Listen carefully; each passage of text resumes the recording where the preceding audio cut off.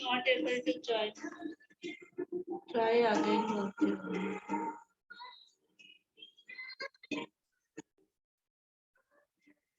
बस करने तो ज्वाइन होगा।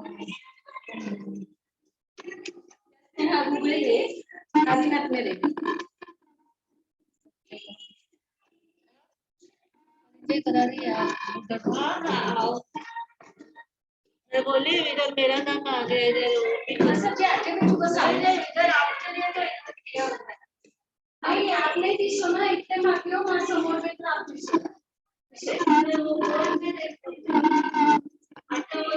जो पढ़ाई करना पेटी जी, हाँ वो भी तो डिस्टेंस से हाँ ना सर बेटा अच्छे तो हो रहा है तो हमारा क्लास करेगा। हाँ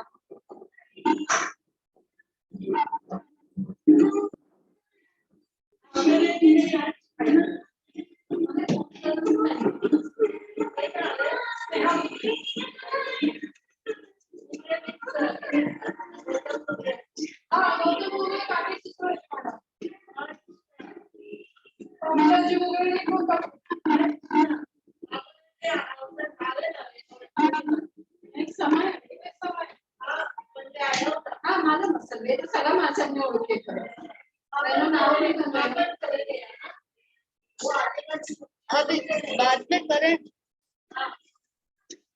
करते हैं ना।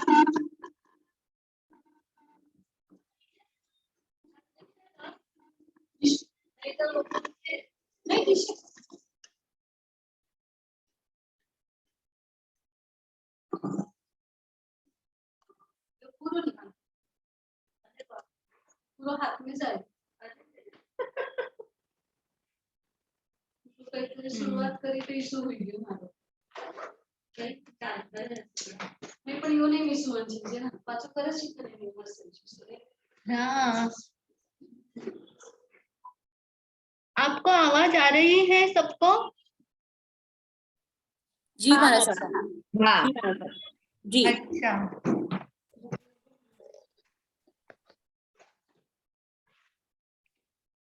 हाँ पहले लास्ट क्लास का थोड़ा सा रिवीजन करते हैं फिर आगे बढ़ते हैं। तो मैं आपसे पिछली क्लास का बारे में एक दो क्वेश्चन पूछूंगी, आपको उसका आंसर देना है, फिर अपन आगे बढ़ेंगे। प्राकृत भाषा के अंदर कितने भेद है? प्राकृत भाषा के 7 भेद है। हाँ और कौन कौन से हैं 7 भेद? पाली, अर्धमागधी, सोरसेनी प्राकृत, मागधी, महाराष्ट्री प्राकृत, पैशाची प्राकृत और अपभ्रंश। हाँ बहुत ही सुंदर आंसर दिया है। किसने दिया है? आप अपना जो भी आंसर दे रहे हैं ना वो अपना नाम भी साथ में बोले तो सभी को ध्यान रहेगा। पूजा ताथेड़े मैम। अच्छा हाँ और दूसरा प्रश्न है कि प्राकृत के अंदर स्वर कितने हैं और व्यंजन कितने हैं? प्राकृत भाषा में 8 स्वर होते हैं और 31 व्यंजन होते हैं। 31 व्यंजन होते हैं। ये हम अभी वापस नेक्स्ट अभी जो हम शुरू करेंगे ना पीपीटी उसमें आप चर्चा करेंगे कितने व्यंजन होते हैं। हाँ आपने राइट आंसर दिया है कि प्राकृत में 8 स्वर होते हैं। अच्छा स्वर कौन कौन से होते हैं और उनको कितने भागों में डिवाइड किया है? स्वर अ, आ, ई, उ, ए और ओ, ये 8 स्वर होते हैं। हाँ और इनको कितने भागों में? सोनल 2 भागों में, मतलब 3 भागों में करते हैं इसको। हाँ नाम शॉर्ट बोलिए। सोनल। हाँ सोनल जी। सोनल हाँ। जी शॉर्ट वोवेल्स होते हैं ह्रस्व हाँ, स्वर। हाँ, उसके बाद लॉन्ग वोवेल्स होते हैं दीर्घ स्वर। हाँ, और एक लॉन्गर वोवेल्स होते हैं जो दोनों से ज्यादा समय लगाते हैं जैसे कि ओम। हाँ तो ये 3 भेदों में करते हैं स्वर। हाँ वेरी गुड। हाँ यस करेक्ट आपने आंसर दिया है। अभी जो आपने प्लुत स्वर बताया है तो प्लुत स्वर में कौन कौन से आ जाएंगे? मैंने आपको बताया था। प्लुप्त स्वर में हमारा सब जो ज्यादा समय लगाते हैं, जिसमें 3 मात्रा आती है, जैसे हाँ, ओम। लेकिन एग्जाम्पल दे सकते हैं? ओम, ओम पता है हमारा सब एक। हाँ, ओम। ओम का उच्चारण करने में मतलब सबसे अधिक समय लगता है, 3 गुना समय लगता है, इसलिए वो प्लुत स्वर कहलाता है। ये ओम जो है सिर्फ इसी को प्राकृत भाषा के अंदर लिया है, किंतु बाकी जो प्लुत स्वर के अंदर आते हैं, जो संस्कृत में आते हैं, री, री और री, हाँ, जो ये दीर्घ स्वर है, बहुत लॉन्गर स्वर है, ये प्राकृत में नहीं लिए हैं। हाँ, आपको ध्यान रखना है, री, ल के नीचे रिकार की मात्रा, हाँ, री ऋषि वाला, और दीर्घ री भी होता है। ये 3 जो है ये प्राकृत भाषा में नहीं आते हैं। आपको समझ में आया? हमारे सब फिर से बोलते हैं कि कौन से 3 प्राकृत में नहीं है। री मतलब जो ऋषि का है वो। हाँ, और ल के नीचे रिकार, आप कृष्ण लिखते हैं ना, कृष्ण, हाँ के नीचे रिकार की मात्रा आती है, हाँ तो वो नहीं होता है। और एक दीर्घ ऋषि वाला री होता है, जिसके नीचे एक और रिकार आता है। री का हाँ। जब आप लिखते हैं ना ऋषि, तो उसके राइट। अंदर रिकार में एक और मात्रा नीचे लगती है। तो वो जो 3 ये स्वर है ना, वो भी प्राकृत में नहीं होते हैं। और जबकि ये प्लुत स्वर है। हाँ, ये प्लुत स्वर है, लेकिन प्लुत स्वर ओम भी है, लेकिन ओम प्राकृत में काफी जगह मिलता है।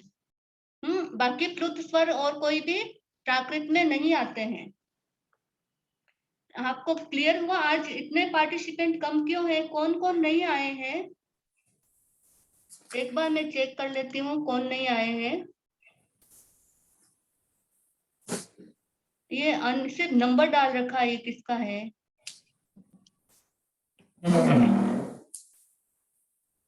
देवेशी पटवा, दीक्षा, हंसाली, पूनम, लीलाजी कर्नावट, पूजा आनंदजी ताथेड़। ये मोबाइल का नाम लिखा है, ये कौन है? Samsung Galaxy. श्वेता बेगनूथा। आप है ना, आप अपना नाम मेंशन करेंगे तो ज्यादा अच्छा रहेगा। हमारे सब मैं बाद में सेटिंग कर लूंगी वो अभी। यस यस यस, हाँ। स्नेहल जी छाजेड़, सोनल जैन, सुदर्शना जी भंडारी और साधना जी भलगट। बाकी अपने पार्टिसिपेंट और कहाँ है? आशा जी है एक इसमें।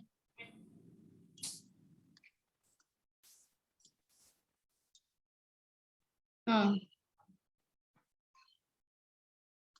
जो बाद में जुड़ेंगे फिर उनको समझ में नहीं आएगा, इसलिए सभी 5 मिनट में ज्वाइन कर ले मीटिंग तो अच्छा रहेगा, किसी का छूटना नहीं चाहिए।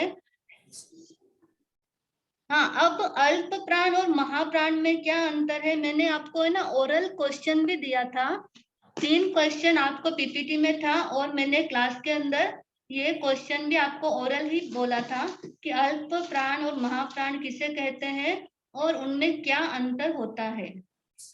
एग्जाम्पल देने थे उसके साथ में, तो काफी जनों ने उसका आंसर किया है और काफी जनों ने उसका आंसर दिया ही नहीं, लिखा ही नहीं, अल्प प्राण महाप्राण क्वेश्चन ही नहीं लिखा है। और काफी जनों के असाइनमेंट आए हैं हमारे पास, 10 जनों के लगभग आ गए हैं असाइनमेंट, और काफी जनों को अपलोड करने में थोड़ी दिक्कत आ रही है, उनको जो टेक्नोलॉजी है उसका थोड़ा सा नॉलेज नहीं है, इसलिए काफी जनों ने किया है लेकिन उसको अपलोड नहीं किया है। लेकिन आप ग्रुप पे या तो अपलोड करना सीख लीजिए किसी से अपने, और या फिर ग्रुप पर डाल दीजिए पीडीएफ बनाकर, नहीं तो फोटो सेंड कर दीजिए।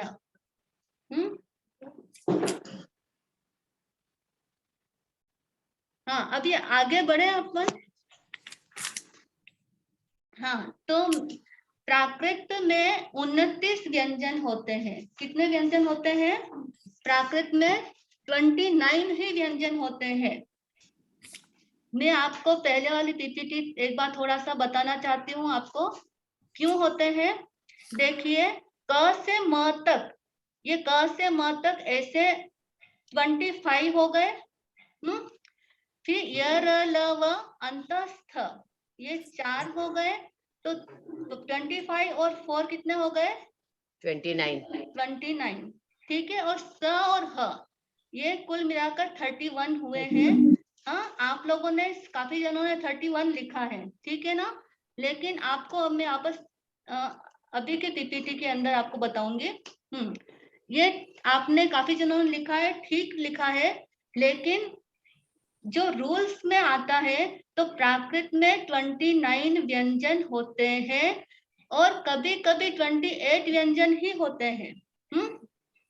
ये ब जो है, ये ब और व, इनमें कभी कभी प्राकृत में कोई भेद नहीं होता है। कभी कभी ब की जगह व भी लिख लिया जाता है और कभी कभी व की जगह ब भी आ जाता है। साउंड तो इसमें तो है। आपको आवाज आ रही है ना बराबर? जी महाराज। हाँ, रिकॉर्डिंग भी हो रही है। हाँ, रिकॉर्डिंग का मैं चेक करती हूँ कहाँ पर है रिकॉर्डिंग का। बाहर से रिकॉर्डिंग हो रही है, वहाँ ऊपर साइन आ रहा है। हाँ, रिकॉर्डिंग हो रही है। हाँ, तो कभी कभी ब की जगह व भी होता है और व की जगह ब भी प्राकृत में आता है। तो ये ब जो है, ये कौन से वर्ग का है? कि कौन बताएगा ब कौन से वर्ग का है? प वर्ग। हाँ, करेक्ट, प वर्ग का। ये ब जो है वह प वर्ग का है। और वह है, वह कौन किसमें आता है? अंतःस्थ में आता है। अंतःस्थ य र ल व। तो ये ब और व कभी कभी प्राकृत में ब और व दोनों एक ही उपयोग में आ जाता है, कभी कभी अलग रूप में भी आता है। इसलिए 28 वर्ण मतलब व्यंजन होते हैं। अभी कौन से 2 व्यंजन छूट गए हैं तो नीचे आपके रूल में आया है यहाँ पर, तो हम बताएंगे। छठा रूल है। उसके पहले आपको सेकंड वाला जो रूल है प्राकृत के अंदर कि श श क्ष ज्ञ, ये प्राकृत के अंदर और विसर्ग प्राकृत में नहीं होता है। ये आपको मैंने पहले भी बताया था कि श शक्कर वाला, श षडकाय कहते हैं ना, षड जीवनी काय, तो उसका श, क्ष क्षत्रिय वाला, ज्ञ यानी ज्ञानी वाला ज्ञ और विसर्ग, ये सब प्राकृत के अंदर नहीं होते हैं। फिर थर्ड नंबर का रूल है कि प्राकृत में ऐ और औ नहीं होता है, यानी दीर्घ ए और दीर्घ ओ जो है वो प्राकृत में नहीं होता है। और इनकी जगह पर जो ह्रस्व ए है, ह्रस्व वोवेल है, इनकी जगह ए और ओ, इनका प्रयोग होता है। उच्चारण के अनुसार व्यंजनों के 2 भेद होते हैं जो हम पिछली क्लास में पढ़ चुके हैं, अल्प प्राण और महाप्राण। सभी को समझ में आ गया था अल्प प्राण किसे कहते हैं और महाप्राण किसे कहते हैं? जी महाराज। आगे बढ़ो।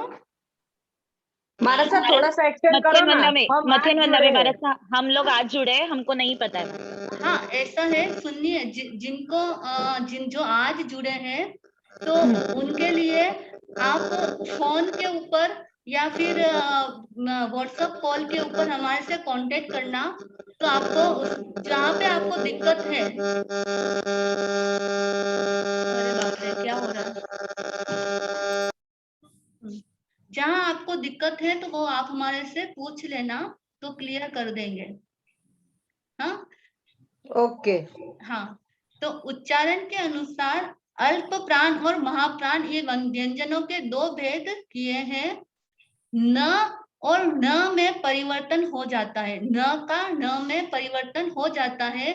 आपको मैंने पिछली क्लास में बताया था कि नमो अरिहंताणम, हमारा जो सबसे पहला जो मंत्र है वो सबसे बड़ा मंत्र है, तो उसके अंदर भी ये पहले वाला न का प्रयोग नहीं होता है, ये दूसरे वाले न का प्रयोग होता है। काफी जगह पहले वाले न का भी प्रयोग हुआ है, हाँ, लेकिन ज्यादातर ये जो दूसरा वाला न है उसी का प्रयोग हुआ है, तो प्राकृत में न का न हो जाता है। आया सभी को ये रूल समझ में? यस। जी मारा साहब। ओके। 6 नंबर का है ग और य, इनका प्रयोग प्रायः नहीं होता है। अभी ये ग और य, अब आप मुझे बताएंगे कि ये कौन से वर्ग के हैं। ये जो दोनों व्यंजन है किस वर्ग के हैं? ग और य, ये दोनों व्यंजन कौन से वर्ग के हैं? हाँ, क वर्ग का कौन सा है? हाँ, ग। और य? हाँ, योगिता जी बता रहे हैं कि क वर्ग का ये 5वां अक्षर है जो ये ग है। और य, हाँ, सभी म्यूट कर लीजिए, जो आंसर दे रहे हैं वो ही अनम्यूट करेंगे। और य जो है वो किस, हाँ, य नहीं, य च वर्ग। हाँ, किसने दिया आंसर? च वर्ग। हाँ, आपका नाम बताइए। संगीता कांकरिया। हाँ, वेरी गुड। ये च वर्ग का 5वां अक्षर है, तो इन दोनों का स्वतंत्र प्रयोग नहीं होता है प्राकृत में, संयुक्त रूप से इनका प्रयोग होता है। ये आप लोग नोट डाउन कर लें, काफी चीजें आपको जो बता रहे हैं आप नोट करिए कि ये दोनों जो है ये क वर्ग का और च वर्ग का 5वां अक्षर है, 5वां वर्ण है, तो ये दोनों स्वतंत्र रूप से प्राकृत में नहीं होते हैं। क्लियर हुआ? यस माता। हाँ। फिर 7 नंबर का रूल है कि प्राकृत में म के स्थान पर अनुस्वार होता है। प्राकृत में ये जो हलंत म है उसके स्थान पर अनुस्वार हो जाता है। जैसे आप लिखते हैं मयंक, हाँ, मयंक में तो ये वाला य है आपका, ये वाला, ये वाला, तो ये जो अभी ये मयंक है ना, ये य है ना, इसका भी अनुस्वार हो जाता है प्राकृत में। लेकिन ये जो अंत में म आता है, जैसे आप भक्तामर के अंदर बोलते हैं कि भक्तामर की कोई भी श्लोक ले लीजिए, उसके पीछे जो ये म आता है तो वो हलंत आता है। अभी मुद्योतकम, हाँ, जैसे मुद्योतकम ये एक शब्द है, तो ये मुद्योतकम ये हलंत वहां पर आता है संस्कृत के अंदर। लेकिन इसका ये आधा लास्ट में जो आधा अक्षर आता है म, तो उसका अनुस्वार हो जाता है प्राकृत के अंदर, यानी टिम्ब, यानी डॉट जो है वह हो जाता है प्राकृत के अंदर। समझ में आया यहाँ तक? अरे यस और नो आंसर तो दीजिए। जी महाराज साहब। हाँ हमारे साहब संस्कृत में तो म आएगा, नीचे हलंत आएगा, हाँ, और प्राकृत के अंदर ऊपर बिंदी आ जाएगी अनुस्वार। ऊपर अनुस्वार हो जाएगा ठीक। उसका। फिर प्राकृत में विसर्ग नहीं होता है, ये आपको ऊपर भी आ गया है।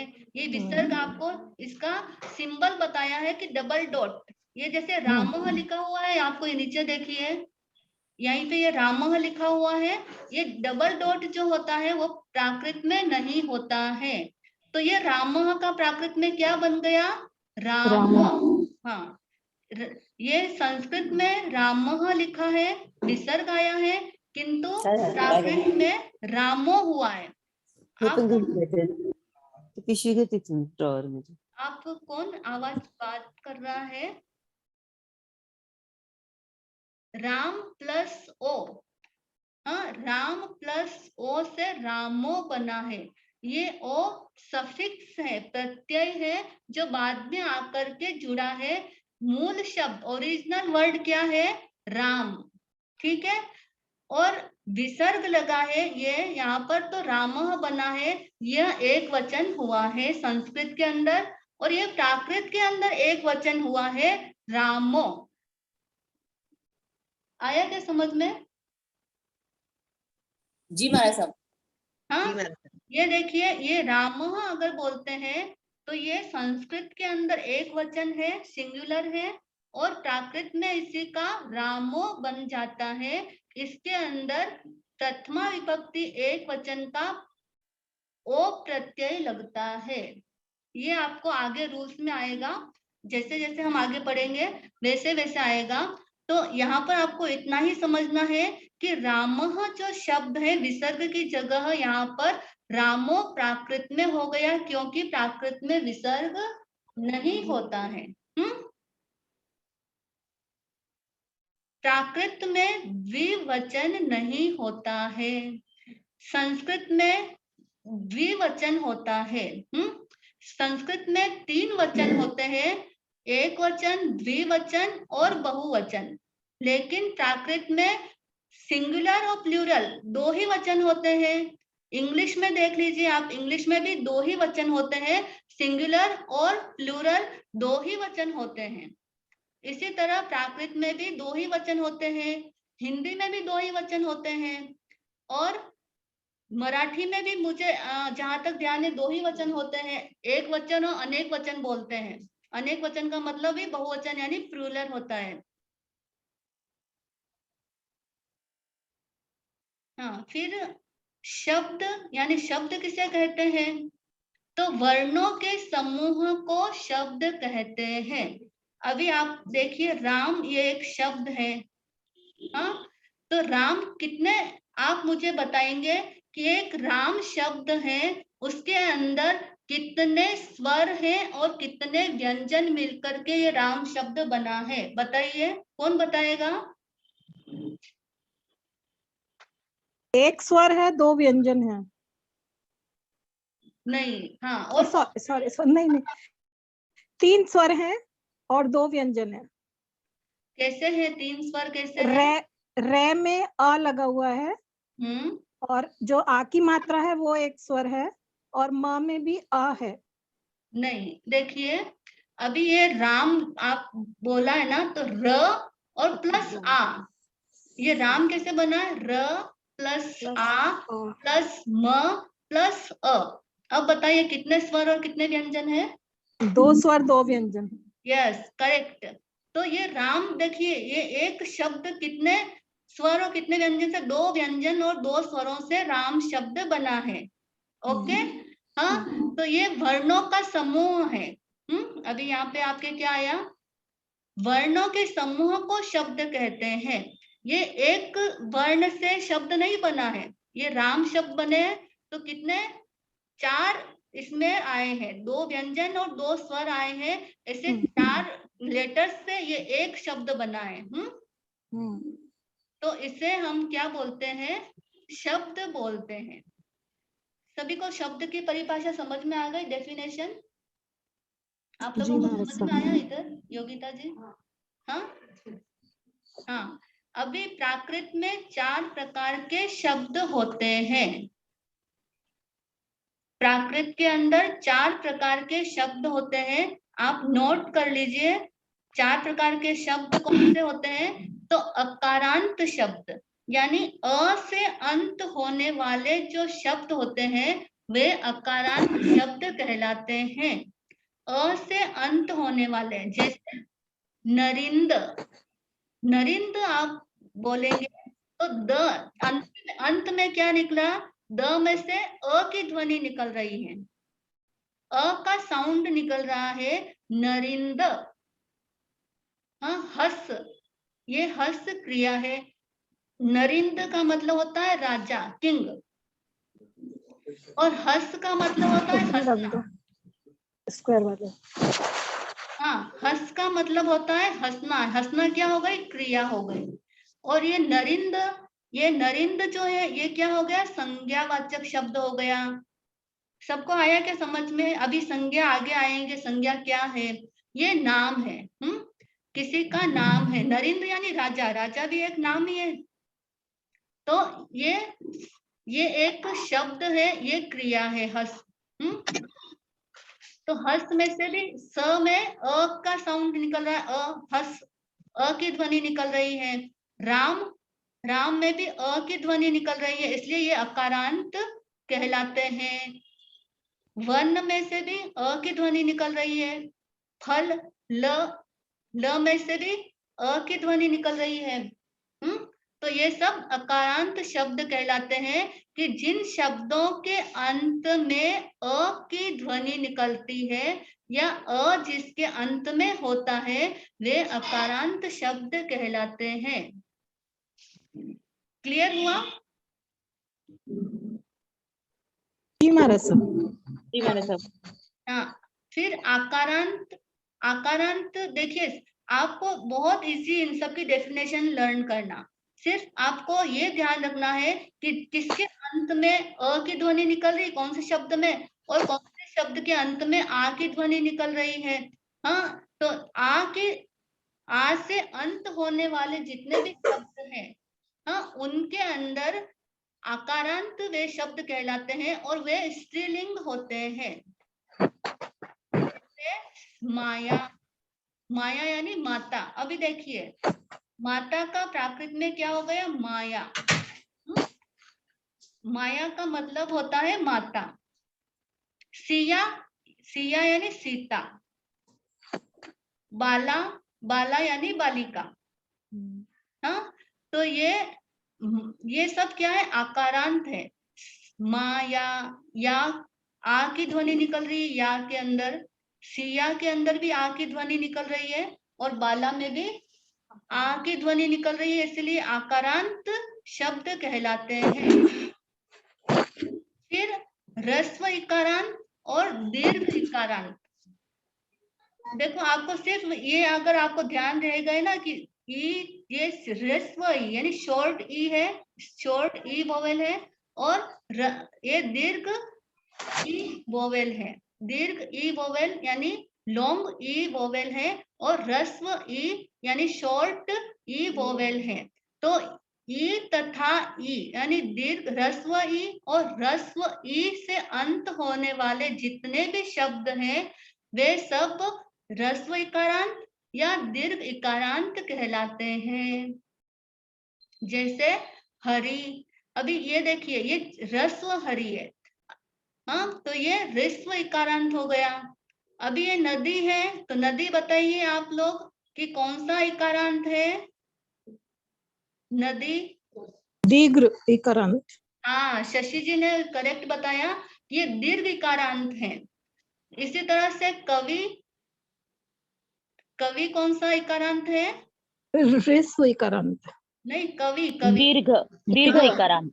दीर्घ इकारांत है। अच्छा। तो देखिए, आप शब्द, अभी सिर्फ आप शब्द देख करके भी पहचान सकते हैं कि ये कौन सा शब्द है। ये अकारांत है, आकारांत है, ह्रस्व इकारांत है या दीर्घ इकारांत है। आप शब्द देख करके पहचान सकते हो ना, है ना? जी। ह्रस्व उकारांत, ह्रस्व उकारांत, फिर दीर्घ उकारांत। उ तथा उ यानी ह्रस्व उ और दीर्घ उ से अंत होने वाले जितने भी शब्द हैं, वे सब ह्रस्व उकारांत या दीर्घ उकारांत कहलाते हैं। जैसे साहू, अभी साहू का मीनिंग आप सबको मालूम है। नमो लोए सब साहुनम बोलते हैं ना आप, तो साहू का साधु, मतलब क्या है?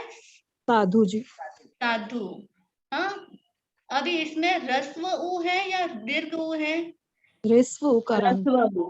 हाँ, वेरी गुड, ह्रस्व उकारांत है। धेनु है वो ह्रस्व उकारांत। उकारांत। हाँ, ह्रस्व उकारांत है। बहु, दीर्घ उकारांत। हाँ, बहू का मतलब होता है वधु, जो बहू अपने घर की। ये देखो, बहू ये प्राकृत वर्ड ही है। जो हम बोलचाल की भाषा में बोलते हैं, बहू घर की जो बहू होती है, वो बहू प्राकृत में एज इट, ये प्राकृत से यहाँ आया है। और हम वही आप कितने ही शब्द आप देखेंगे प्राकृत के अंदर, आप डेली लाइफ में यूज करते हैं, हाँ, लेकिन आपको पता ही नहीं है कि ये प्राकृत वर्ड है। हाँ, जैसे गुरु, ये देखिए गुरु है, ये वधु, ये देखो ये वधु भी क्या होता है, जो यूज कर जो नव विवाहित दुल्हन होती है, जो नव वधु होती है उसे वधु बोलते हैं या बहू बोलते हैं, एक ही बात है। अभी ये वधु है वह भी क्या है, दीर्घ है, दीर्घ उकारांत है। हाँ दीर्घ उकारांत है। देवेश भाई समझ में आया क्या? हाँ हाँ हाँ देवेश भाई। यस यस, हाँ आ रहा है, यस महाराज साहब। हाँ आगे बढ़ो, यहाँ तक सबको समझ में आया? जी महाराज साहब। जी महाराज साहब। जी मैम। हाँ अभी आप एक एक जना इनको रीड करें। आओ अच्छा इधर रीड करो और बताओ ये शब्द कौन कौन से हैं। जीन हाँ अकारांत, हाँ अरिहंत अकारांत, हाँ वीर अकारांत, हम्म देव अकारांत, देविंद अकारांत। हाँ। अभी अभी दूसरे जने बोलो। देखो आप बोलेंगे, जितना आप बोलने का प्रयास करेंगे आपको लर्न भी हो जाएंगे और फिट हो जाएगा आपकी मेमोरी में। माला आकारांत, आया आकारांत, रमा आकारांत और चंदना आकारांत। Yes good. नेक्स्ट इकारांत शब्द कौन से हैं? इकारांत शब्द बोलो। हरी इकारांत, हाँ करी इकारांत, कवि इकारांत, मली इकारांत, जाली इकारांत। Good yes. और नेक्स्ट अब कौन बोलेगा? स्नेहल। यस महाराज साहब। हाँ बोलो। बड़ी ई इकारांत शब्द, हाँ केवली इकारांत, हाँ उसमें ली जो है वो इकारांत है। हाँ नानी लास्ट वाला नी इकारांत, इक्थी कथी जो है वो इकारांत, नदी ती जो है वो इकारांत, बड़ा इकारांत। हाँ वेरी गुड। अभी योगिता बोलेंगे कि दीर्घ उकारांत शब्द कौन से है? उकारांत और उकारांत भानु, हाँ गुरु, हाँ बहु, धेनु, रेणु। हाँ और दीर्घ उकारांत शब्द कौन से है? आपका क्या नाम है? हाँ स्नेहल बोलो इधर। बड़ी उकारांत, बहु उकारांत, सासू उकारांत, आदि उकारांत। हाँ ये सब उकारांत कहलाते हैं। अभी नेक्स्ट है 3 प्रकार के लिंग होते हैं। आदि उकारांत नहीं है ना, वो तो अकारांत है ना आदि। हाँ आदि का मतलब एक्सेट्रा। नहीं लेकिन वो इकारांत हुआ ना आदि। लेकिन नहीं आदि है ही नहीं है, वर्ड नहीं है ये, मतलब आदि में इत्यादि। ओनली संज्ञा, क्या ओनली संज्ञा में आता है क्या सब? नहीं हाँ आप नहीं सुनिए ना, ये आदि का मतलब एक्सेट्रा जो बोलते हैं ना, मतलब वो समझ में आया, लेकिन शब्द के हिसाब से मैं पूछ रही हूँ। नहीं ये शब्द नहीं, ये तो आदि यानी इसमें और भी जो उकारांत के आ जाएंगे वो सब आ जाएंगे ऐसा है। ऐसा बोल रही अभी समझा, आदि शब्द तो इकारांत में आएगा ना? नहीं ये कोई इकारांत ये आदि शब्द का मतलब यहाँ पर ये जैसे बहू है, सासू है, वधू है, ये सब जो होते हैं ना ये दीर्घ उकारांत के अंदर आ जाएंगे। तो इत्यादि बोलने से और भी सब समझ लेना जितने भी उकारांत शब्द है, इसलिए उसको आदि कर दिया। लेकिन ये शब्द इसमें किसी में भी नहीं आएगा, आई ऊ में नहीं आएगा। शब्द के बारे में पूछ रहे हमारा साहब। हाँ आदि शब्द के बारे में पूछ रहे हैं कि ये शब्द तो ये तो ह्रस्व इकारांत हो गया ना। वही मैं नहीं, रस्व नहीं, हाँ रस्व इकारांत हो गए, वही पूछ रही हूँ मैं। हाँ ये रस्व इकारांत हो गया आदि। वही हाँ ऐसा पूछ रही हूँ, बराबर। हाँ यस हाँ। अभी 3 प्रकार के लिंग होते हैं। अभी आपने भी इंग्लिश में भी पढ़े हैं, हाँ हिंदी में भी पढ़े हैं, और सभी लैंग्वेजेस में लिंग 3 ही होते हैं। हाँ कौन कौन से होते हैं? लिंग यानी जेंडर, हाँ पुल्लिंग स्त्रीलिंग और नपुंसकलिंग। हाँ अभी आप पुल्लिंग शब्द कौन कौन से है, पुल्लिंग में कौन कौन आएंगे? जैसे आप नाम बोलते हैं ना कि ये राम है, ये श्याम है, जैसे आप ये रमा है, रमा कौन सा है? दत्ता है, ये कौन सा हो गया? स्त्रीलिंग। आपको ये सेंस है कि स्त्रीलिंग कौन से है और पुल्लिंग कौन से शब्द होते हैं। तो देखिए यहाँ पर भी बताया है कि पुल्लिंग के अंदर जिन, अभी जिन यानी जो अरिहंत बन गए हैं, वो जिन यानी जिनेश्वर। तो जिनेश्वर कौन होते हैं? पुल्लिंग में आते हैं जिन। अरिहंत, ये देख लीजिए, अरिहंत ये अकारांत है। ये देखिए ऑलरेडी आपको यहाँ पे दिखा रखा है। अकारांत जो है वे पुल्लिंग भी होते हैं, ठीक है। अकारांत पुल्लिंग में आता है। और जिन, अरिहंत, समण। अभी समण का मतलब क्या होता है, कौन बताएगा? श्रमण। श्रमण, हाँ श्रमण, साधु। साधु। श्रमण से ही समण बनता है। अभी आपको ये याद रखना है कि जो श्र है, हाँ श्रमण वाला श्र जो है वह भी प्राकृत में नहीं होता है। श्र जो है वह भी प्राकृत में नहीं होता है, उसका स हो जाता है। उसका स, पहले वाला स, कोई भी स प्राकृत में नहीं होंगे, सिर्फ एक ही स प्राकृत में होगा। जो पहले वाला स होगा वो ही प्राकृत में रहेगा। हाँ, न शक्कर वाला रहेगा, न षटकाय वाला रहेगा। कौन सा स रहेगा? सिर्फ एक ही स रहेगा, समण। ये स जो है, जो दंतव्य स, इसको हम क्या बोलते हैं? दंतव्य स बोलते हैं। फिर करी, ये कौन सा है? ये भी पुल्लिंग है, लेकिन इकारांत है। अभी आपको प्रश्न उठता होगा कि इकारांत में पुल्लिंग भी आते हैं क्या? है ना, प्रश्न उठता है ना इकारांत में।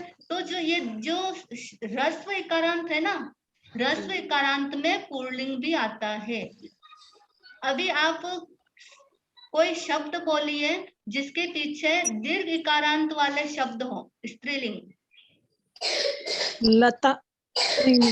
नहीं, दीर्घ इकारांत वाले जो शब्द होते हैं ना, जिनके पीछे, जैसे इथी, ये देखिए इथी, नदी, नदी, नदी, केवली, केवली, केवली, नानी, ये सब क्या दीर्घ इकारांत है। तो ये ऑलरेडी ये क्या है, ये सारे जितने भी दीर्घ इकारांत है ना, वो सारे स्त्रीलिंग वाचक है। ये सारे क्या है, स्त्रीलिंग वाचक यानी फेमिनाइन है। से केवली, हाँ केवली भी है ना, केवली भी है, दीर्घ केवली है। अभी केवली ये जो है दीर्घ केवली है, तो ये भी इकारांत, दीर्घ इकारांत है, स्त्रीलिंग वाचक है। अच्छा, इसके अंदर स्त्रीलिंग वाचक में आता है। आपने पुल्लिंग में लिखा हुआ है इसको, केवली को। आपने पुल्लिंग में लिखा है वो। हाँ, पुल्लिंग में केवली को लिखा हुआ है, तो केवली एग्जैक्टली क्या है, पुल्लिंग है या स्त्रीलिंग है? यहाँ पे लिखा है केवली, पुल्लिंग पुल्लिंग में सबसे आखिर में केवली लिखा हुआ है। हाँ केवली। अभी यहाँ पर जो है, ये देखो केवली, ये जो शब्द, कुछ शब्द ऐसे होते हैं कि वो, अभी आपने सुना है मल्लीनाथ भगवान का, तो मल्लीनाथ भगवान क्या थे? स्त्री। वो केवली हुए कि नहीं हुए? है ना। तो अभी आपने सुना होगा मरुदेवी माता का। आपके प्रश्न का उत्तर आपके पास ही मिल जाएगा। दोनों के लिए प्रयोग हो सकता है, स्त्रीलिंग और पुल्लिंग केवली शब्द। कुछ शब्द ऐसे होते हैं जो आपको स्त्रीलिंग में भी मिलेंगे और पुल्लिंग में भी मिल जाएंगे, लेकिन ये अपवाद रूप में, ये जो शब्द आया है ना, वो सिर्फ अपवाद रूप में आया है। फिर ये देखिए, आया यानी आत्मा। ये आया से विनाया, मतलब जो आत्मा है वही विज्ञाता है। ऐसे आप प्राकृत में पढ़ेंगे। तो आया का मतलब होता है आत्मा। आत्मा, अभी देखो आत्मा स्त्रीलिंग भी है और आत्मा पुल्लिंग भी है और आत्मा नपुंसकलिंग भी है। लेकिन महाराज सिर्फ आत्मा का कोई लिंग नहीं होता ना? हाँ यस करेक्ट। आत्मा का कोई रूप नहीं, रस नहीं, गंध नहीं, स्पर्श नहीं, कोई लिंग नहीं। तो लेकिन इसके जो शब्द बनते हैं ना, वो तीनों रूपों में, तीनों जेंडर में बनते हैं। वो पुल्लिंग भी होता है, स्त्रीलिंग भी होता है, नपुंसकलिंग भी होता है।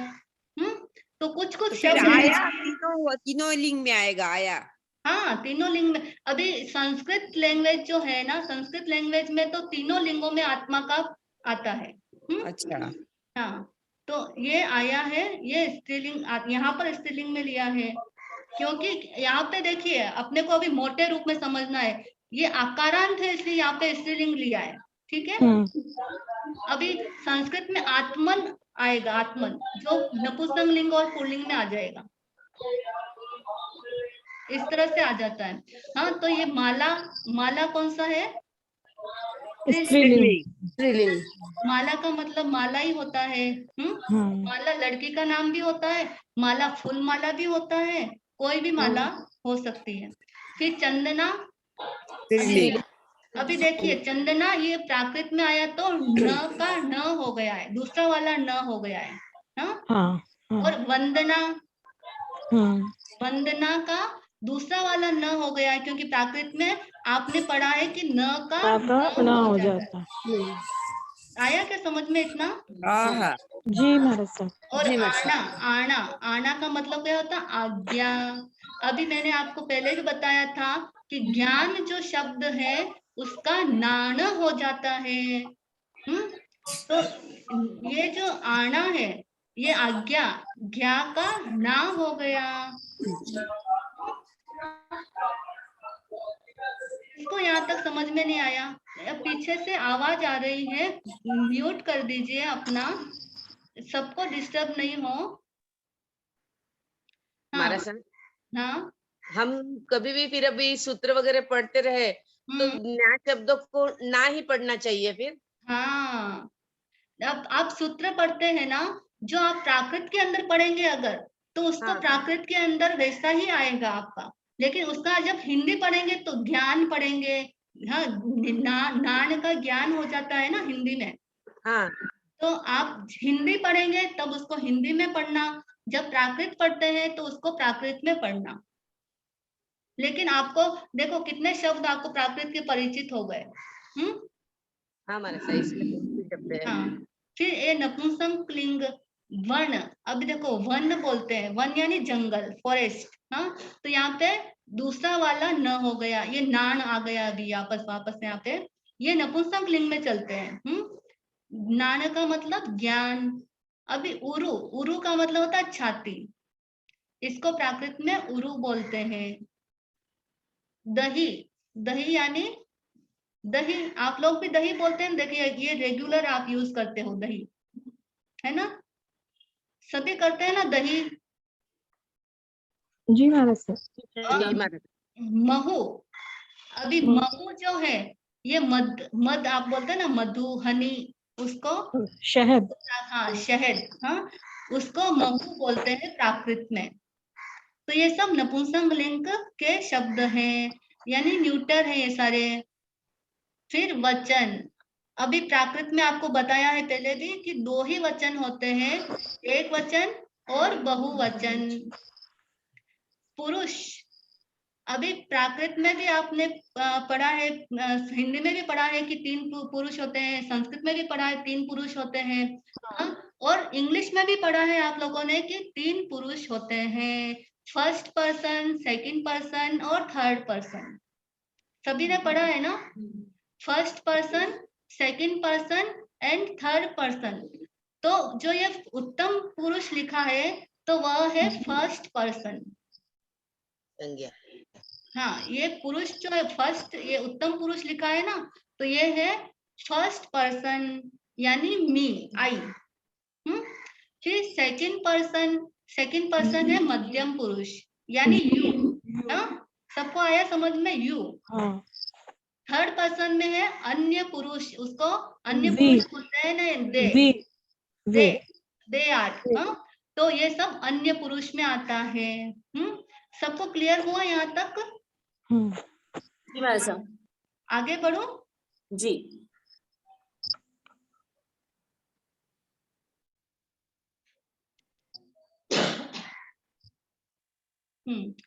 अब पद का मतलब होता है सेंटेंस, वाक्य। हाँ, वाक्य में प्रयुक्त शब्द के व्यावहारिक रूप को पद कहते हैं। सिंपल से आप इसका जो डेफिनेशन है कि जो भी हम सेंटेंस बनाते हैं उसके अंदर या तो नाउन होगा या प्रोनाउन होगा और वर्ब होगा, या फिर एडजेक्टिव होगा, तो उससे एक सेंटेंस बनता है। सभी जानते हैं ना कि भाई अगर कोई भी सेंटेंस है तो उसके अंदर या तो नाउन होगा या प्रोनाउन होगा, वर्ब होगा, क्रिया होगी, या फिर विशेषण होगा, तो उसको पद बोलते हैं, यानी सेंटेंस बोलते हैं। फिर सार्थक वर्ण समूह शब्द कहलाता है, किंतु जब इसका प्रयोग वाक्य में होता है तो वह व्याकरण के नियमों से बंध जाता है। कोई भी सार्थक वर्ण जो होते हैं, अगर उनको आप एक सेंटेंस लीजिए, ये देखो यहाँ पे आया है राम रामो, ये एक शब्द है, ठीक है। अब सपोज मैंने एक सेंटेंस आपको पहले भी बताया होगा, जो पहले क्लास ज्वाइन की है, कि रामो गच्छति, एक मैंने ये सेंटेंस बोला, हाँ।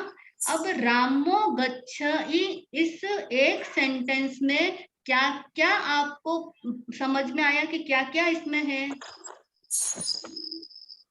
वर्ब है, हाँ, संज्ञा, हाँ, संज्ञा, हाँ, संज्ञा और वर्ब। संज्ञा है, संज्ञा भी कौन? नाम है, देखो राम नाम है, हाँ, संज्ञा है, हाँ, संज्ञा शब्द है। फिर और धातु, अभी गच्छे, राम हो गच्छई का मतलब होता है राम जाता है। चलो मैं हिंदी में बोलती हूँ, राम जाता है।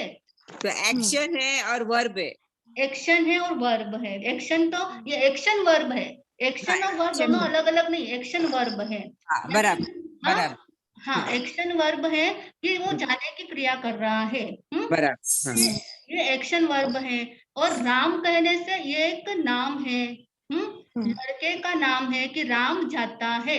हाँ, अब ये राम जाता है तो राम क्या एक है कि दो है कि चार है, कितने राम है? एक है, राम है, एक है, एक वचन, एक वचन। तो देखो एक सेंटेंस हमने लिया, उसके अंदर आपको ये समझ में आता है कि देखो इसमें संज्ञा भी है, इसके अंदर क्रिया भी है, और ये प्रेजेंट टेंस का सेंटेंस है क्योंकि क्रिया प्रेजेंट टेंस में चल रही है। राम जाता है तो कितने नियम हो गए? 3 नियम हो गए। हाँ, और राम चूंकि एक राम की बात कही है तो इसमें एक वचन आया है, ये चार नियम हो गए। और राम पुल्लिंग है। हाँ, और राम पुल्लिंग है, ये 5 नियम हो गए। और कौन सा नियम लगा है बताइए? राम पुल्लिंग है, हाँ, राम संज्ञा है, हाँ, एक्शन वर्ब है, यस, और राम अकारांत शब्द है। Very good. किसने बताया? श्वेता बेदमुथा। हाँ, राम अकारांत शब्द है। और मुझे बड़ा आनंद आ रहा है आप लोगों के साथ में। हाँ, आप बहुत अच्छा पढ़ा रहे हैं हमारे साथ। Thank you. लेकिन आप लोग भी इतने इंटरेस्ट से सीख रहे हैं तो उसका मुझे बहुत खुशी है। हाँ, तो राम फर्स्ट पर्सन है? नहीं, राम फर्स्ट पर्सन नहीं है। नहीं, अन्य पुरुष, अन्य पुरुष। यस, करेक्ट, आपने एकदम सही बोला। किसने बोला? संगीता जी। हाँ, राम क्या है? थर्ड पर्सन है। देखो आप ही सारे रूल बता रहे हैं, ये इसकी मुझे बहुत खुशी है। हाँ, तो देखो एक शब्द, अभी आप देखो एक सेंटेंस बनता है तो वो व्याकरण से बनता है, व्याकरण के नियमों से एक सेंटेंस भी हम बोलते हैं या लिखते हैं या पढ़ते हैं तो उसमें कितने सारे व्याकरण के नियम लगते हैं। हाँ, तो इसके अंदर देखो अभी आप ऊपर भी आया है कि संज्ञा होती है, सर्वनाम होता है, विशेषण होता है, क्रिया होती है और अव्यय होते हैं, आदि सब कुछ से सेंटेंस बनते हैं। आया? यहाँ तक सबको समझ में आया? हाँ। नेक्स्ट चलो। जी मैडम।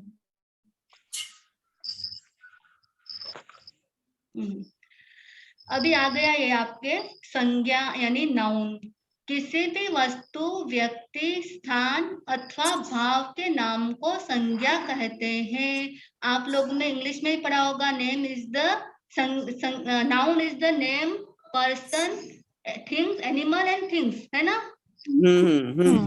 ये आपने इंग्लिश में, हमने भी छोटे थे ना, हमने भी बहुत रटा है इसको। तो ये देखिए, तो इसके अंदर, हाँ, संज्ञा किसे कहते हैं कि किसी भी वस्तु का, व्यक्ति का, स्थान यानी प्लेस, और भाव यानी किसी के कोई भी भाव है, फीलिंग्स है, तो उसको संज्ञा कहते हैं। जैसे कुर्सी, राम, ये देखो ये राम आ गया, ये कुर्सी भी एक वस्तु है, ये राम है, व्यक्ति है, ये जयपुर प्लेस है, और ईमानदारी ये क्या है, भाव हो गया। भाव ये क्या है, उसका फीलिंग्स है कि वो बहुत ईमानदार है। इसको विशेषण भी कहेंगे ना, ईमानदारी को। यस यस, करेक्ट है, आप आगे आएगा ये। हाँ। इसको विशेषण कहेंगे। अब ऐसा ये सेंटेंस बन सकता है, राम बहुत ईमानदार है, तो ये एडजेक्टिव बन गया। राम बहुत ईमानदार है, तो ये एडजेक्टिव हो गया, विशेषण हो गया। हाँ, अभी यहाँ पर ये क्या हुआ, हाँ, एग्जाम्पल, राजेश ने रमेश को पुस्तक दी। अब यहाँ पर राजेश क्या है, संज्ञावाचक है, व्यक्तिवाचक है, पुल्लिंग है, एक वचन है। देखो ये एक सेंटेंस है और इसमें 3 बता दिए, यहाँ पे 4 बता दिए कि राम क्या है, राजेश क्या है, संज्ञावाचक भी है, वो व्यक्तिवाचक भी है, व्यक्ति का उसका नाम है, और पुल्लिंग है राजेश, और एक वचन में है। फिर रमेश, आप अभी ये सेंटेंस आपको बताना है, रमेश क्या है, यहाँ पे ये जो रमेश है वो संज्ञा है, हाँ, संज्ञावाचक है, और व्यक्तिवाचक है, पुल्लिंग है, एक वचन, अन्य पुरुष है। हाँ हाँ, ये तो अन्य पुरुष ही है, राजेश, रमेश, ये दोनों शब्द क्या है, अन्य पुरुष ही है। हाँ। थर्ड पर्सन ही है, क्योंकि न राजेश यहाँ पर है न रमेश यहाँ पर है। लेकिन अब ये दोनों किस में आ गए, थर्ड पर्सन में आ गए। अब पुस्तक क्या है, संज्ञा, जातिवाचक, एक वचन। हाँ, नपुंसकलिंग है पुस्तक। यस करेक्ट, नपुंसकलिंग है पुस्तक। किसने बताया, श्वेता बेगम था। हाँ गुड, नपुंसकलिंग भी है ये। तो पुस्तक, अभी देखो आप जैसे जैसे आप ग्रामर के नियम पढ़ेंगे ना, वैसे वैसे आपकी लैंग्वेज, आप शास्त्र पढ़ेंगे तो आप सेंटेंस निकालेंगे ना, तो आप उसमें बताएंगे आप खुद कि भाई इसके अंदर ये, इसमें ये संज्ञा है, ये सर्वनाम है, ये विशेषण है, ये पुल्लिंग शब्द है, ये स्त्रीलिंग शब्द है, आप खुद निकालेंगे, है ना। तो कितना फायदा होता है कि भी अब ग्रामर पढ़ते हैं तो हमें भाषा का ज्ञान होता है, नॉलेज होता है। फिर गीता ने कहा कि मैं राम की पुस्तकें पढ़ती हूँ। अब इसमें बताइए, इधर बताएंगे स्नेहल, बताओ। गीता ने कहा कि मैं राम की पुस्तकें पढ़ती हूँ। हाँ, यहाँ पर गीता ये स्त्रीलिंग है। हाँ, पुस्तक नपुंसकलिंग है। नहीं, आप एक वर्ड के बारे में पूरा बताइए। गीता संज्ञा है, हाँ, संज्ञा है, हाँ, व्यक्तिवाचक है, हाँ, स्त्रीलिंग है, हाँ, एक वचन है। Very good. और राम संज्ञा है, हाँ, व्यक्तिवाचक है, पुल्लिंग है, और एक वचन। हाँ, और पुस्तकें नपुंसकलिंग है, एक वचन है। पुस्तकें नहीं, एक वचन नहीं, बहुवचन है। और जातिवाचक है, संज्ञा है। हाँ ठीक है, राइट बताया आपने। हो गया टाइम। हाँ, अभी नेक्स्ट क्लास में करेंगे। आपको क्वेश्चन में हम व्हाट्सएप पे भेज देंगे, क्वेश्चन जहां तक आपका हुआ है वहां तक आपके क्वेश्चन भेज देंगे। आपको नेक्स्ट सेशन में गुरुवार तक आपके लिए हमने टाइम दिया है कि हर गुरुवार को आपको असाइनमेंट्स सबमिट कराना है।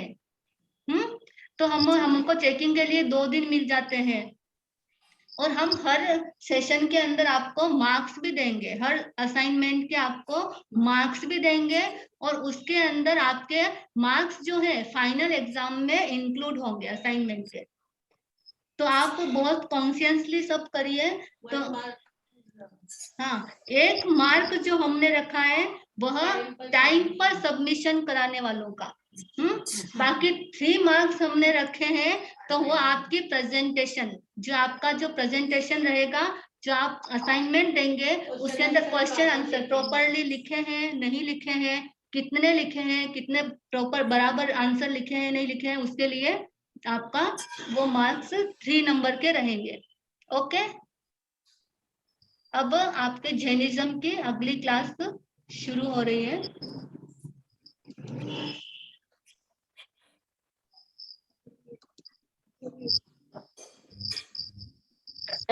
एक सभी को बोलना है, इसका जो आप समझ रहे हैं ऑनलाइन कोर्स का, ये जो महारसा ले रहे हैं वो ऑनलाइन कोर्स का कोई बुक नहीं है। जो महाराज साहब जो स्टडी मटेरियल थ्रू बता रहे हैं या पीपीटी जो है वो ही आपको रेफर करना है फॉर द एग्जाम और ऑनलाइन कोर्स के लिए। पर्टिकुलरली ये कोर्स का कोई बुक नहीं है। अगर हाँ आपको अगर डीप में पढ़ना है, एक्स्ट्रा नॉलेज गेन करना है, तो महाराज साहब will you give the some other reference book also, you can study that.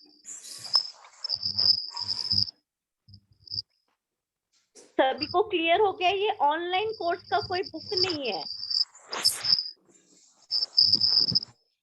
तो ये स्टडी मटेरियल उसकी पीपीटी बना सकते हैं ना माल साहब, जो नोट्स है उसकी पीपीटी तो आपको शेयर कर ही रहे हैं ना। वही तो, वही उसका ही फिर जेरॉक्स निकाल के बना सकते हैं ना बुक। नहीं, वो बाद में बनाएंगे, क्योंकि ये जो बुक है ना, पीपीटी बना रहे हैं हम, वो काफी जगह से रेफरेंस ले लेकर के बना रहे हैं। अच्छा, तो उसका एक प्रॉपरली बुक अपन बाद में फॉर्म करेंगे। सही बात। हाँ, बात है। वो तो अच्छी तरह से करेंगे ना फिर, लेकिन फिलहाल नहीं है वो। अच्छा, और सभी ने हमको ये सूचना देनी है कि सबको जरूर करना चाहिए असाइनमेंट। एग्जाम देने की कोशिश भी करनी चाहिए, लेकिन एग्जाम नहीं भी दे, लेकिन अपने पास बाद में भी पढ़ा जाए, तो उसके लिए क्या आपने सीखा है, आपको कोई पूछे आपने उस कोर्स में क्या किया, तो आपको एटलीस्ट ये तो बताना जरूरी है कि आपने क्या सीखा है। या फिर आप भूल जाए तो फिर फायदा क्या है, उसका उपयोग नहीं है ना। अच्छा, पिछली बार हमने आगम के विषय में क्या क्या पढ़ा आपने, आपको कोई बता सकता है आगम के बारे में?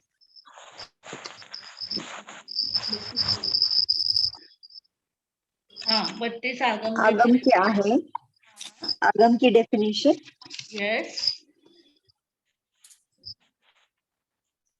बराबर है। और हमारे साथ मैं सोनल। अंग आगम। हाँ, अंग आगम। अंग, हाँ, उसमें 12 अंग पढ़े थे। हाँ, नाम बताए थे। बस इतना ही। और उसका आगम का नाम बताए थे शास्त्रों के। हाँ, और आगम का वर्गीकरण चार योग, चरणानुयोग, एकदम द्रव्यानुयोग, हाँ, गणितानुयोग और धर्म कथानुयोग। एकदम सही, एकदम सही। हाँ, अब आज अपन देखेंगे कि आगम में शॉर्ट में देखेंगे कि किस आगम में क्या बताया है विषय। बहुत लंबा चौड़ा तो नहीं कर सकते हैं, क्योंकि अपन बिगिनर्स कोर्स में है, इसलिए अपन क्या करने वाले हैं कि आगम कौन से क्या है, और उसमें थोड़ा सा विषय अपन जानना चाहेंगे। ऐसे तो आपने जान लिया कि वर्गीकरण 4 तरह से किया है ना, लेकिन कौन सा आगम में कौन सा वर्गीकरण है, ये भी तो जानना जरूरी है ना। जी बात। तो यहाँ पर देखो, सबसे पहले यहाँ हेडिंग दिया है 32 सूत्रों की संक्षिप्त विषय वस्तु, यानी एकदम शॉर्ट में उसका बताया है।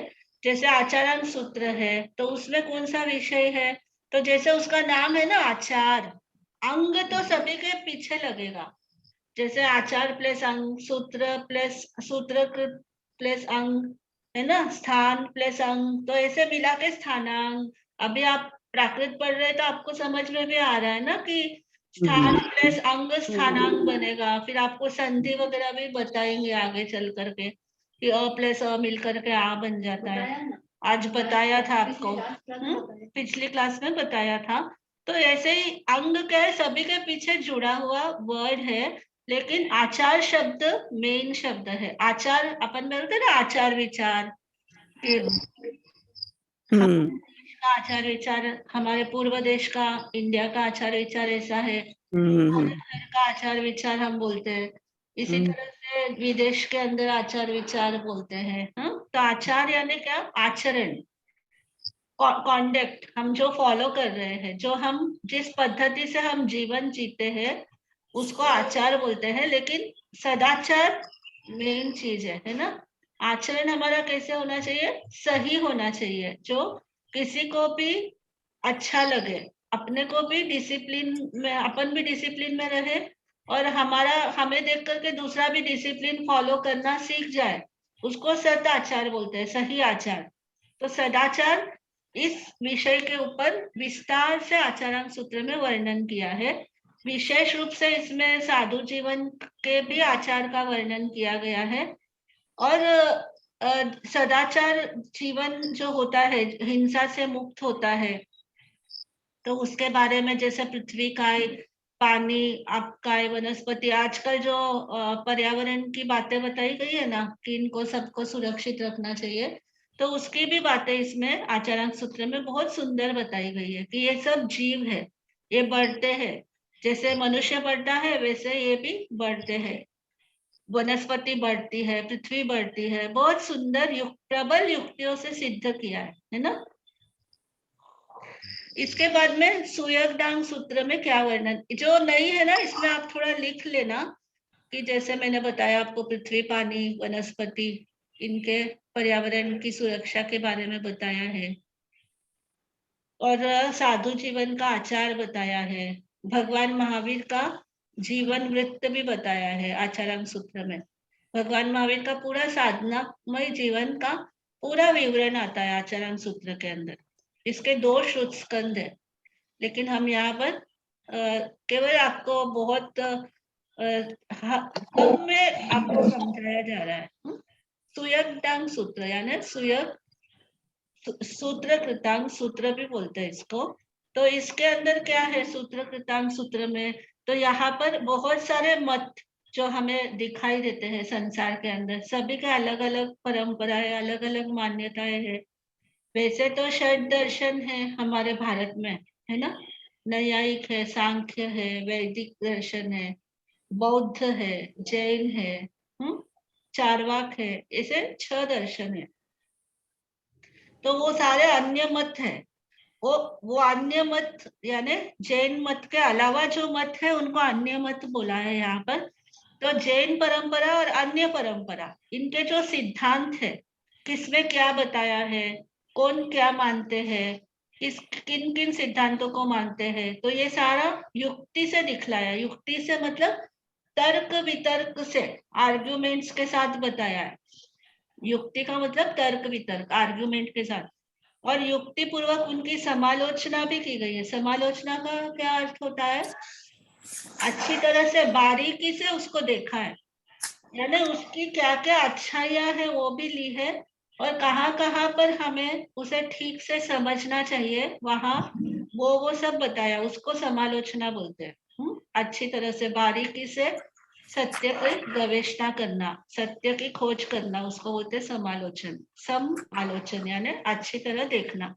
अंत में ये बताया है कि कोई भी एक एंगल से चलेंगे तो काम कभी भी नहीं चलेगा, है ना।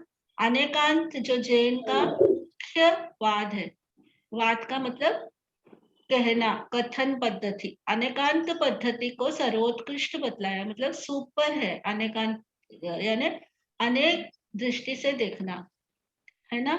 कि जैसे धरती के ऊपर रहा हुआ होगा व्यक्ति, तो उसको मून ऊपर दिखता है, चंद्रमा ऊपर दिखता है ना। लेकिन अगर चंद्रमा पे कोई बैठ करके धरती देखेगा तो वो बोलेगा धरती नीचे है। हम बोलेंगे चंद्रमा ऊपर है, लेकिन चंद्रमा वाला क्या बोलेगा? धरती नीचे है। तो वो भी सही है। भगवान महावीर बीच में थे उनके महल के अंदर। चंदन बाला आई, चंदन बाला ने पूछा महावीर कहाँ है, तो सिद्धार्थ राजा नीचे थे। वो क्या कहते हैं कि महावीर ऊपर है। वो थे 7वीं मंजिल पे चले गए, तो वहां त्रिशला महारानी बैठी थी। त्रिशला को पूछा महावीर कहाँ है, तो वो बोले नीचे है। अब कौन गलत है? दोनों अपने अपनी दृष्टि से सही देख रहे हैं ना, वो उस एंगल से देख रहा है तो उस एंगल से वो सही है। अभी आप देखिए ना, आपके घर में ही देखिए आप, एक पिता है, किसके लिए है? अपने बच्चों के लिए पिता है। उनकी माँ के लिए क्या है? वो बेटा है ना। और उनके भाई के लिए बहन के लिए भाई। हाँ, तो ऐसे ही बुआ के लिए मामा है, तो मासा है। भांजी के लिए कौन है? मासा जी है ना। तो व्यक्ति तो एक ही है ना, लेकिन उसको देखने का नजरिया अलग अलग, सभी के लिए अलग अलग पॉइंट ऑफ व्यू से। अगर बेटा बोलेगा ये पिता ही है, ये भाई नहीं है, तो क्या है? गलत हो जाएगा। तो बोलते कोई भी चीज एक ही एंगल से देखते जाएंगे, हम जो देख रहे हैं वही सही है, इस तरह से अगर हम पॉइंट आउट करेंगे तो वहीं पे क्या होता है? क्लेश होता है, विवाद होता है, हम समझ नहीं पाते हैं। अगर हमें समझना है तो दूसरों के भी विचारों को हमें क्या करना चाहिए? समझने की कोशिश करना चाहिए कि वो किस दृष्टि से क्या कह रहा है। तो वहां पर क्या होगा? झगड़े की कोई बात रहेगी नहीं, और वही अनेकांतवाद है। आया ध्यान में? महाराज 6 दर्शन के बारे में बताया है इसमें। हाँ, 6 दर्शन के बारे में भी बताया है इसमें, सूत्र कृतांग सूत्र में।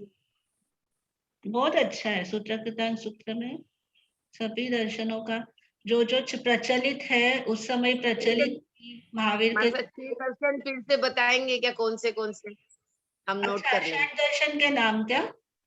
हाँ, देखो, जैन और बौद्ध अपन 2 को तो जानते ही है ना। फिर एक चारवाक है, जो स्वर्ग नरक कुछ नहीं मानते, चारवाक बोलते। चारवाक। चारवाक। हाँ, फिर एक है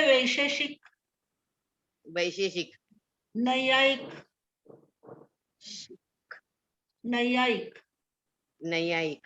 सांख्य। हो गए ना 6? हाँ मरसा। हाँ, अभी नेक्स्ट है स्थानांग सूत्र। स्थान अंग, स्थानांग। तो इसमें क्या बताया? तो बोले एक अंक से लेके 10 अंक काउंटिंग है ना, 1 2 3 4 5 6, तो 10 तक की काउंटिंग आप समझ लेना चाहिए। और एक है, जैसे यहाँ पर उदाहरण दिया, आत्मा एक है ना। तो ऐसे एक क्या क्या है वो बताया। आत्मा एक है, और क्या क्या चीजें एक एक में मिलेगी आपको संख्या में, वो बताते हैं। जैसे जीव अजीव 2 द्रव्य है, 2 मैटर है ना, 2 वस्तु है। इस तो ऐसे 2 और क्या क्या है? जैसे राग द्वेष 2 है, और भी 2 जैसे पुण्य पाप है। ऐसे 2 जो भी सब्सटेंसेस है उनको बताते हैं। इसी तरह 3 क्या है? तो स्त्री पुरुष नपुंसक, पीपीटी में आप देख रहे हैं, तो इसी तरह 3 नपुंसक वेद बताए, 3 वेद बताए। 4 गतियां है। एक यहाँ पे एक उदाहरण दिया, लेकिन उसमें तो एक पूरा चैप्टर है। एक का एक चैप्टर है, दूसरे का 2 चैप्टर, ऐसे बड़ा है, बहुत बड़ा है ना स्थानांग सूत्र। यहाँ पे शॉर्ट में दिया है। 4 गति, 5 महाव्रत, 6 काया, पृथ्वी पानी तेज वायु वनस्पति तरह, 7 स्वर, सारे गा पा धा नि सा है ना, ये सप्त स्वर, 8 वचन, 8 तरह के वचन, विभक्तियां, 8 विभक्तियां, 9 ब्रह्मचर्य की गुप्तियां, 10 प्रकार का सुख। ऐसे एक पदार्थ का, हर एक पदार्थ का क्या किया? युक्ति पूर्वक व्याख्या की गई है। मतलब बहुत सटीक है। आगम के अंदर हर चीज इतनी सटीक बताई है, सिद्धांत और उपदेश उसमें बहुत भरे हुए हैं, लेकिन जो भी बात है उसको कोई काट नहीं सकता है, तर्क से भी वो युक्ति युक्त रहती है। स्थानांक सूत्र आया समझ में ना? स्थान बताए 1 से लेके 10 स्थान। मथुनंदा में महाराज साहब, जो अपनी ये 33 गोल की पार्टी आती प्रतिक्रमण में, जैसे वो सब हो, तो वो मतलब वो जो रेफरेंस है सारे जैसे बताए गए, तो वो भी ऐसे स्थानांक में से ही लिए होंगे फिर वो? हाँ, स्थानांक से भी लिए। ऐसे ही देखो, अभी ये दूसरा आप सुनेंगे ना, समवायांग सूत्र। ये दूसरा देखो, समवायांग सूत्र में भी वही है, संख्या ही है। देखो इसमें भी बताया, इसमें संख्या के क्रम से पदार्थों का वर्णन है, और इसमें 100 तक जाती है संख्या समवायांग में। मतलब उन्होंने 100 तक क्या क्या आता है ना, वो सब लिया है 100 तक। कितनी बड़ी बात है ना। मैथमेटिक्स देखो कितना अच्छा है। अंत में इन्होंने क्या बोला फिर? जैसे अपने अपन तीर्थंकरों के बारे में जानना चाहते हैं, चक्रवर्ती है, वासुदेव है, बलदेव है, इन सभी का भी वर्णन आता है उसमें, है ना। तीर्थंकर आपको मालूम है, ऋषभदेव भगवान से लेके महावीर स्वामी तक। चक्रवर्ती कौन हुए मालूम है क्या? एखादा नाम? भरत चक्रवर्ती भरत, सगर, मध्वा, सनत कुमार, यस यस, हाँ। अशोक चक्र नहीं, अशोक नहीं है। हाँ, वो चक्रवर्ती मतलब वो अलग, वो पदवी दी हुई है अशोक राजा को। लेकिन चक्रवर्ती के जैसे वो नवनिधि और वो चक्र होने चाहिए उनके पास, 14 निधियां, ये सब नहीं होता है उनके पास। ये चक्रवर्ती के पास विशेष रूप से होता है। वासुदेव कौन हुए? एक नाम बता दो बस। Vasudev, Krishna Vasudev, correct, Krishna Vasudev. Yes. Baldev, Balram, yes, वाह वाह वाह, शाबाश। तो इन सब का है। तो अभी एक एक ही बोला ना आपने। तो तीर्थंकर 24 का वर्णन है, फिर अतीत काल की तीर्थंकर, वर्तमान अनागत सबका वर्णन है, फिर चक्रवर्ती जो 12 होते हैं उनका वर्णन। वासुदेव कितने होते हैं? 9 Vasudev. Baldev 9। Yes yes, very good. तो इन सब का वर्णन आता है उसमें, समवायाम सूत्र में। बोलो। एक से ही शुरू होता है। इस सूत्र में भी एक संख्या से ही शुरू होती है क्या? हाँ, इसमें भी इसमें ना आगे से चालू हो जाता है, 10 के बाद ना, 10 के बाद में आगे। हाँ, 10 के बाद चालू होता है, 100 तक चलता है। फिर उसके बाद और भी आता है, पल्योपम, सागरोपम, इनका भी है ना, जो उपमा काल जिसको बोलते हैं, उसका भी वर्णन आता है इसमें समवायाम में। तो अपन 33 बोल का किसने पूछा था क्वेश्चन? मैंने। श्वेता बेदमुथा ने। हाँ, श्वेता बेदमुथा ने पूछा ना। तो ये सभी में से थोड़ा थोड़ा लिया हुआ है। आवश्यक सूत्र का जो 33 बोल है, वो आचारांग के सभी में से जो जो उससे रिलेटेड मिलता है ना, तो वहां से वो कलेक्ट किया हुआ है। वो बोल रहे हैं मैंने कहा वो भी पुत्रीसुनम सूत्र कृतांग सूत्र का 6th चैप्टर है। हाँ, 6th चैप्टर। अभी भगवती सूत्र में क्या वर्णन है? भगवती सूत्र सबसे बड़ा आगम है ना। क्यों है? देखो, 36,000 प्रश्न उत्तर है, 36,000। और यहाँ पर प्रश्न उत्तर शैली है उसकी, कैसे? Question answer. जैसे किसी ने पूछा, गौतम स्वामी ने पूछा, कभी दूसरे शैलक राजर्षि ने पूछा, या फिर शंख श्रावक ने पूछा, है ना। ऐसे अलग अलग, किसी ने परिव्राजकों ने, सन्यासियों ने पूछे, ऐसे सब प्रश्न उत्तर उसमें। तो गौतम आदि मुनियों का, देवों ने भी पूछे। देखो, देवों का, राजकुमारों का, राजकुमारियों के प्रश्न। जयंती श्राविका। हाँ, जयंती श्राविका, करेक्ट। सेठ सेठानिया, है ना। कई प्रकार के प्रश्न उत्तर। हाँ, रोहानकार के प्रश्न भी है। अंबर श्रावक के है, शंख श्रावक के है, बहुत है। 36,000 प्रश्न उत्तर है। और सभी वो पढ़ने योग्य है, क्योंकि उसको पढ़ने पर हमें एक एक क्लियरिटी होती है, स्पष्टीकरण होता है तत्वों का। पदार्थ विद्या के अनुसार भी प्रश्न उत्तर है। पदार्थ विद्या का मतलब वस्तु और उसकी जो विद्याएं है, किसको मिलाने से क्या बनता है, ये सारा वर्णन उसके अंदर आता है। उसके बाद ज्ञाता सूत्र के अंदर क्या वर्णन आता है? तो ज्ञाता धर्म कथांग सूत्र में किन किन विषयों का ज्ञाता धर्म कथांग, ऐसे 2 है ना। तो जो धर्म कथाओं वाला आगम है, आपने पढ़ा ना 4 अनुयोग में। टाइम को 3:45 बजे ना, अभी है टाइम। तो धर्म कथाएं कौन कौन सी है इसमें? तो बोले उत्तम शिक्षाप्रद, मतलब उत्तम है इसमें कथा है, और वो शिक्षाप्रद भी है, कुछ ना कुछ उससे सीख मिलती है। ऐसे धर्मात्मा पुरुषों की है, पशुओं की है, जैसे पंचतंत्र की कथाएं है, कोई कोई पशु बोलता है, वो कथाएं उसके माध्यम से समझाते। इसी तरह से यहाँ पर भी जैसे कछुए पे है, कछुआ जो वास्तुशास्त्र के हिसाब से भी अच्छा माना जाता है, लेकिन आध्यात्मिक दृष्टि से बहुत ही उत्तम माना जाता है कछुए को, क्योंकि वो अपनी पांचों इंद्रियों को किस तरह से कंट्रोल में रखता है। जब शिकारी शिकार करने आता है तो जो पांचों अंगों को अंदर अपने कवच में समेट लेते हैं तो शिकारी से बच जाता है।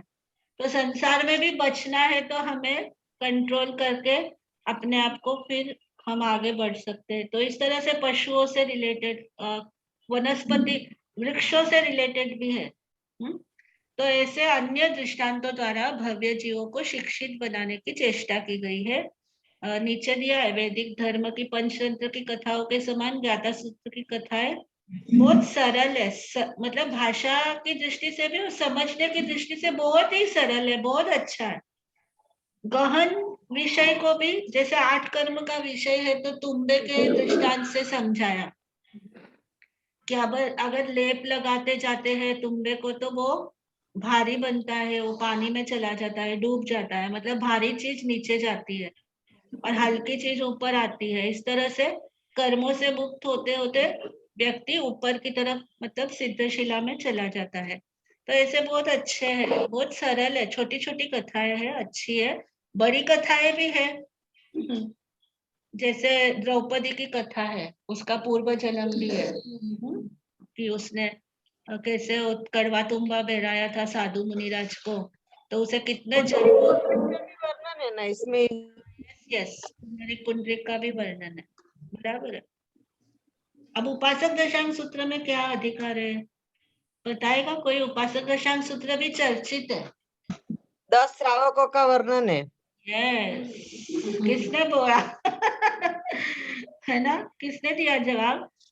आशा बेदमुत्था। आशा बेदमुत्था, गुड। तो 10 श्रावकों का वर्णन है जो भगवान के उपासक है, सचमुच में उन्होंने भगवान के वचनों की पूजा की है ना, अपने जीवन में उसको फॉलो करके जिन्होंने किया।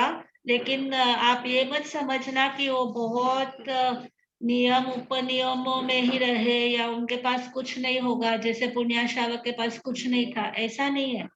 ये उपासक दशांग सूत्र के श्रावक बहुत संपन्न धनाढ्य है, 40-40 हजार गोकुल को धारण करने वाले। गोकुल यानी गौ माता है, गौए जीत के यहाँ पर 40-40 हजार गौ की पालन करते हैं, यानी 80 कृषि, भारत के वाणिज्य व्यापार को भी उन्होंने बहुत आगे बढ़ाया, लेकिन अपने जीवन के लिए, अपने लिए।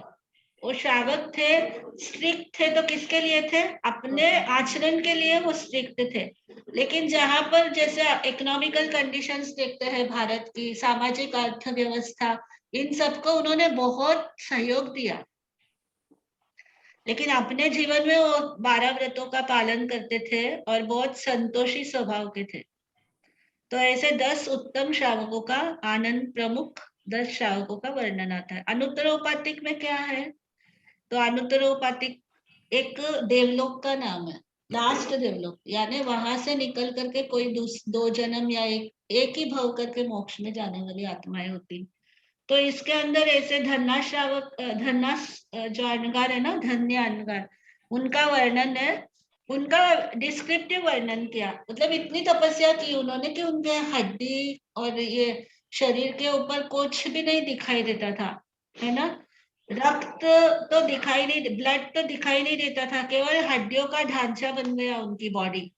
ऐसे थे धन्य अनगार। इतनी तपस्या करते थे वो, 3 तेले पाड़ना।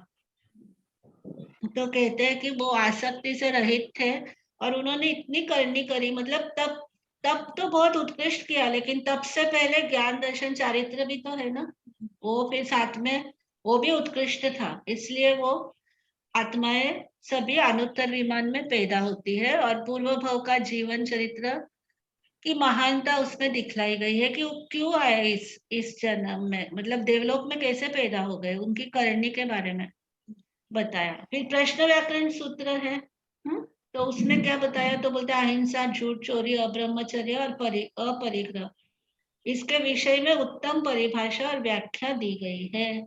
ये है ना, परिग्रह नहीं होना चाहिए इधर,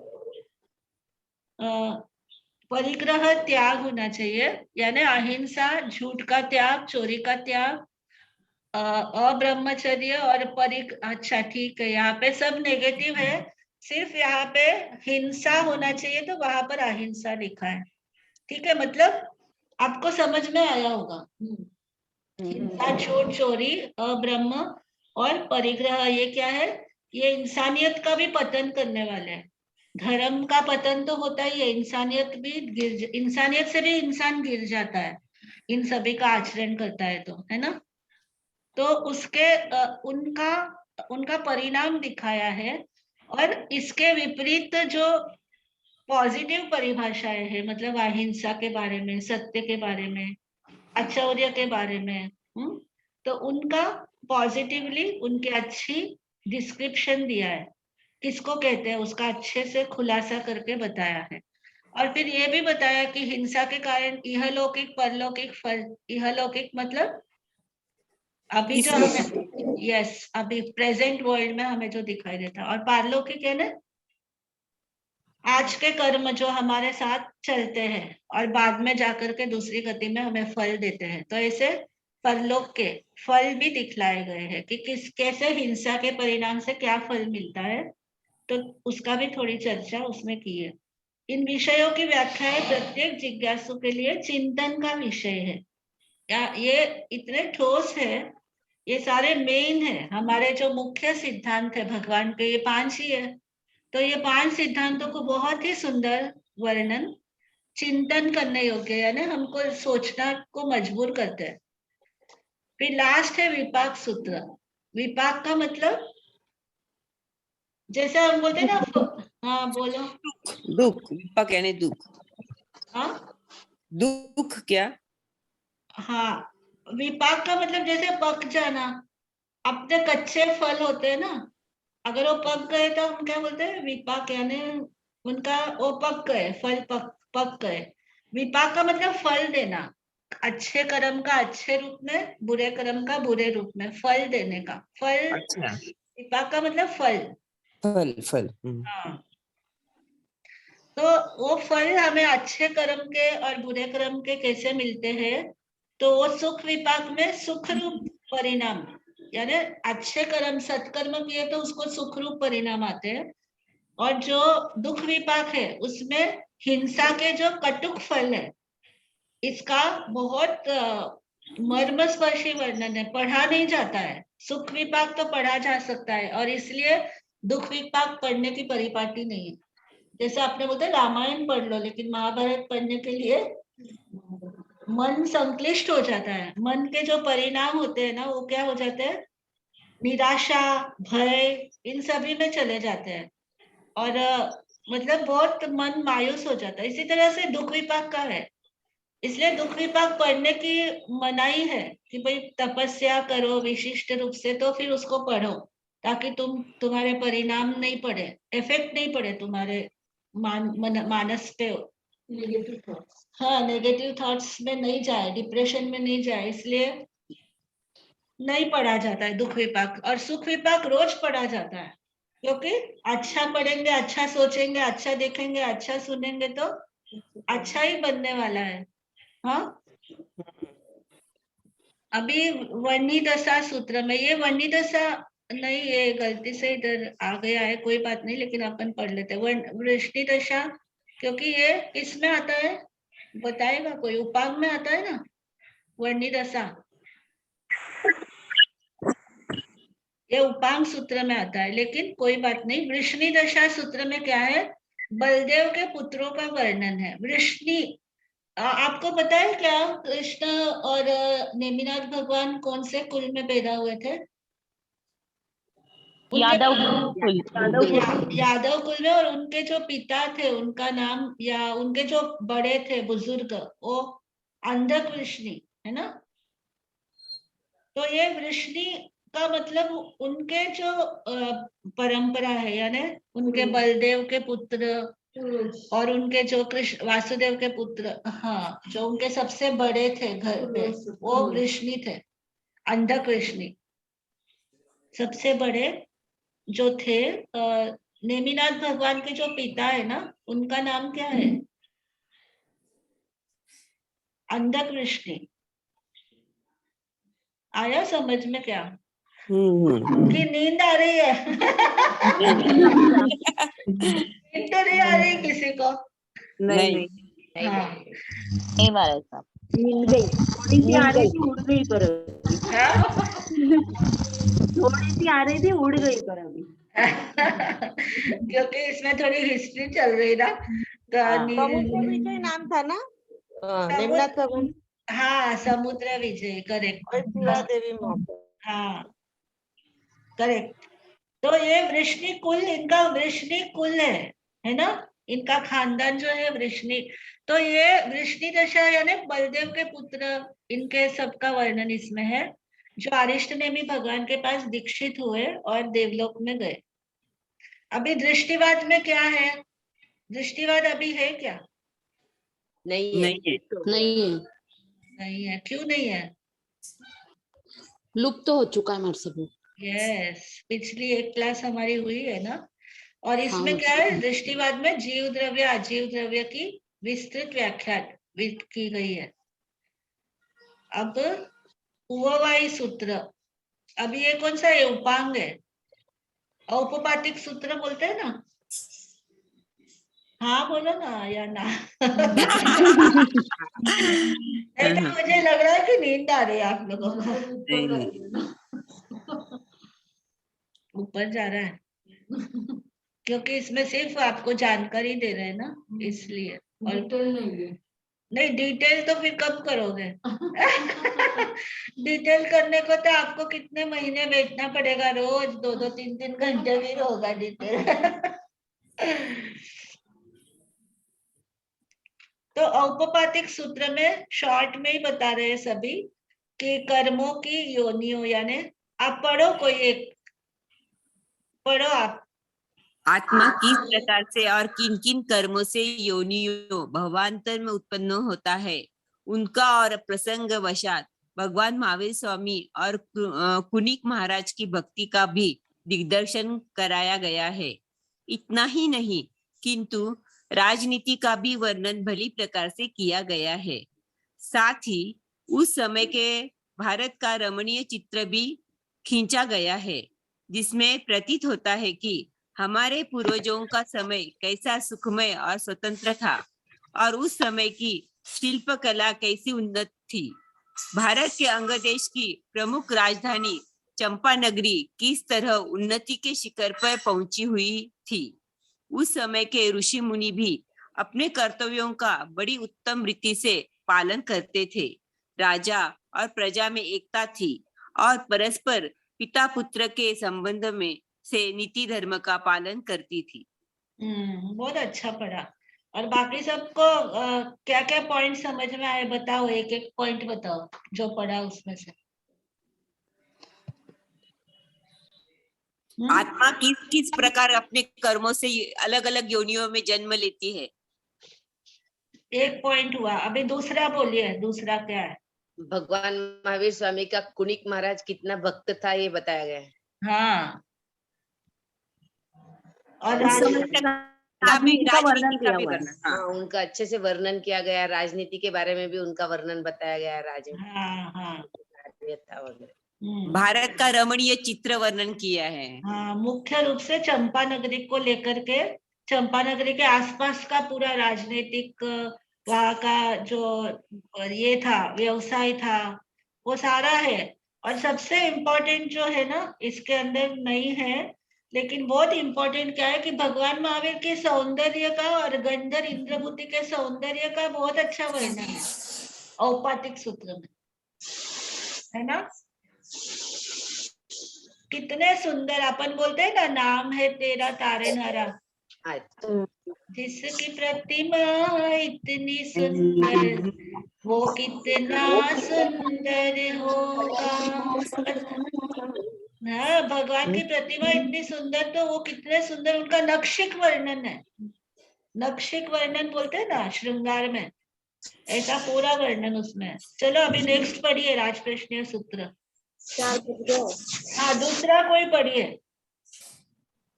महाराज साहब सोनल, मैं पढ़ रही हूँ। हाँ पढ़ो। महाराजा प्रदेशी के नास्तिक मत संबंधी 11 प्रश्नोत्तर वैज्ञानिक दृष्टि से देखे जाए तो बड़े ही महत्वपूर्ण है। आत्मा को पुष्ट करने वाले तर्क वितर्क है और साथ ही महाविमान में उत्पन्न सूर्याप देव की रिद्धि का बड़ा व्यवस्थित वर्णन है जो अन्यत्र कहीं भी उपलब्ध नहीं हो सकता। कितना सुंदर। देखो, नास्तिक मत वाला था कौन? प्रदेशी राजा। मतलब आत्मा को मानता ही नहीं था, आत्मा लोक परलोक कुछ नहीं मानता था वो। और फिर उसने केशी श्रमण के संपर्क में, कांटेक्ट में आया और फिर उसने 11 प्रश्नोत्तर किए कि आत्मा को मैं नहीं समझता। बहुत सुंदर है, इतना अच्छा है राजप्रश्न सूत्र। उसने सारा वो खुद प्रयोग करता है, प्रैक्टिकली प्रयोग करता है कि आत्मा दिखाई नहीं दे रही। वो चोर के टुकड़े टुकड़े करता है और उसको ढक्कन में पूरा टाइट पैक ढक्कन में बंद कर देता है, बड़े सारे एक ड्रम में। और फिर बोलता है वो आत्मा तो दिखाई नहीं दी, कभी देखा ही नहीं, कहाँ से गई वो? कोई छेद नहीं हुआ, कोई होल नहीं हुआ, है ना? तो बहुत उसने प्रयोग किए खुद प्रैक्टिकली। और वो बोलता है कि मैं इसलिए नहीं मानता हूँ। फिर उसका उत्तर देते हैं केशी कुमार श्रमण। आज भी ये सारे प्रश्न उत्तर बहुत इंपॉर्टेंट है हमें। जो लोक परलोक को नहीं मानते, आत्मा को नहीं मानते, उसको समझने के लिए केशी कुमार श्रमण ने उनको बहुत अच्छे उत्तर दिए। जैसे उन्होंने बोला, हवा देखी क्या तुमने? हवा नहीं दिखती है। जैसे तुम्हारे हाथ की रेखाएं दिखती है ना, हवा दिखती नहीं, लेकिन अनुभव में आती है कि नहीं आती है? तो जो मृत्यु प्राप्त हो जाता है तो उसको सेंसेस कहाँ चले जाते हैं? उसको क्यों पता नहीं चलता है कि मुझे कोई मारे काटे तो भी पता ही नहीं चलता? क्यों? आत्मा नहीं होती ना उसकी। आत्मा निकल गई, शरीर से आत्मा निकल गई। हाँ, शरीर में से आत्मा निकल। तो वो एक बहुत अच्छे क्वेश्चन आंसर है 11। और सूर्याप देव की रिद्धि तुम देखोगे ना, सूर्याप देव की रिद्धि का इतना अच्छा वर्णन है। आज आप बोलते हैं ना, कोई भी कला होती है या कोई आर्ट वाला म्यूजियम हो या आप नृत्य कला देखते हो तो आपको आप बोलते इतना अच्छा ड्रेसिंग थी उनकी, इतने अच्छे मेकअप था, सब एक जैसे साइज के थे। आप बोलते हो ना कि एक भी चीज में अपन मतलब रंगमंच था तो मतलब वहां का जो स्टेज था तो इतना सुंदर था, इतना अच्छा डेकोरेशन था। लेकिन आप जब सूर्याप देव का देखोगे ना, जब उन्होंने भगवान महावीर के समोसरण में जो जो उन्होंने नाटक दिखाए, तो वो एक बार तो हम सोचने पड़ जाते हैं कि कैसे क्या ये संभव है, पॉसिबल है क्या? एक हजार एक जैसे सारे, एक जैसे इंस्ट्रूमेंट्स, एक जैसी साइज, एक जैसे वेशभूषा वाले, और ऐसे कितनी आकृतियां, क की आकृति, अ की आकृति, इतनी डिजाइन्स है। तो सूर्यादेव की सारी रिद्धि, मतलब वैक्रिय शक्ति कैसी होती है, और सूर्यादेव की वैक्रिय शक्ति कितनी प्रबल थी। मतलब राइट हाथ से 1000 लोग उसने तैयार कर दिए, लेफ्ट हाथ से 1000, ऐसे सभी को उसने नाटक कराए वैक्रिय शक्ति से 3-3 घंटे। गौतम स्वामी ने प्रश्न किया फिर कि ये कैसे बना ये सूर्यादेव? तो बोले ये प्रदेशी राजा था, नास्तिक था पूर्व भौम में। फिर सारी कहानी बताते हैं भगवान। इतना सुंदर है, इतना सुंदर है। हाँ, टाइम भी हो रहा है। अब आगे जीवाभिगम सूत्र, इसमें जीव अजीव का वर्णन है और समुद्र और द्वीपों का भी परिचय दिया है। क्योंकि हमारा जो ज्योग्राफिकल कंडीशन है ना, भौगोलिक परिस्थिति हमारी, वो कैसी है? हम लोग पृथ्वी के ऊपर है, लेकिन हमारे चारों तरफ क्या है? पानी है, समुद्र है ना? तो ऐसे कितने समुद्र है, द्वीप है, इसका वर्णन उसमें किया गया है। तो आज हम इतना ही रहने देते हैं, और इसके क्वेश्चन आंसर भी मैं आपको व्हाट्सएप पे ग्रुप पर मैसेज कर दूंगी। क्वेश्चन आंसर हम थोड़े ही देंगे, क्योंकि आपको ज्यादा लिखने का नहीं रहना चाहिए, तो थोड़े और तैयारी भी होनी चाहिए आपकी, और ये आपको ध्यान में भी रहना चाहिए कि आपने क्या सीखा, क्या पढ़ा। तो इसके लिए हम थोड़ा आपको असाइनमेंट देते हैं और मार्क्स भी जुड़ते हैं, तो आपको तो फायदा ही है। कुछ नुकसान तो है नहीं। तो फिर वो आपको अटेम्प्ट करिए सभी। और इस बार अभी जिसने नहीं भरे ना क्वेश्चन आंसर, तो इस बार हम आपको टाइम दे रहे हैं और छूट भी दे रहे हैं कि कोई बात नहीं, लेकिन नेक्स्ट टाइम से आपका 1 मार्क्स रहेगा। उसके लिए टाइम पर जो भी दे देगा असाइनमेंट्स, उसको 1 मार्क इंक्लूड होगा और बाकी मार्क्स आपके असाइनमेंट के जो आपके अच्छे क्वेश्चन आंसर जो प्रॉपर रहेंगे तो उसके पूरे मार्क्स आपको दे देंगे। लेकिन आप क्या करो, ओपन लिखिए। प्रश्न उत्तर लिखते हैं ना तो ओपन लिखिए, और जो इमेज लेते हैं ना तो वो अच्छी तरह से लीजिए। अगर वो क्लियरिटी ब्लर्ड होता है ना इमेज, तो चेकिंग में हमको प्रॉब्लम आती है। तो आप इमेज भी अच्छी तरह से लीजिए और खुला लिखिए तो अच्छा रहेगा। और जिसने नहीं भेजे हैं वो भेजिए, और जिसने भेजे उनका हमने कर लिया है चेकिंग। उसमें हमें जो लगा वो ही हम आपको बता रहे हैं कि इमेज ब्लर्ड है तो इमेज अच्छा लीजिए और राइटिंग अच्छी बड़ी लिखिए, खुला लिखिए, है ना? ओके। नमो हरियंतानम।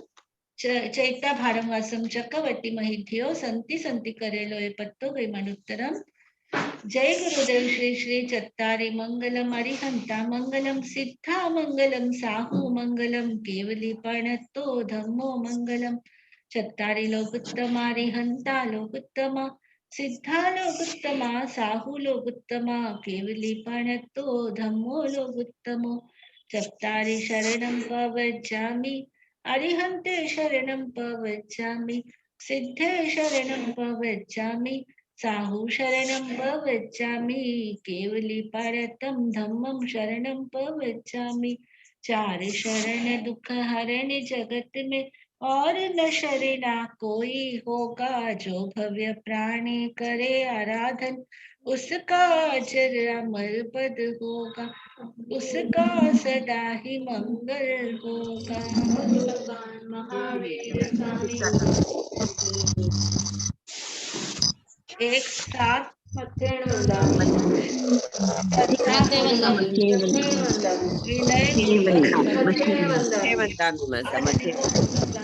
देखिए, पार्टिसिपेंट्स जो क्लास में आए ना उनका हमने देख लिया है कौन कौन आए, और जो नहीं आए ना वो भी हमें पता है इधर, क्योंकि यहाँ पे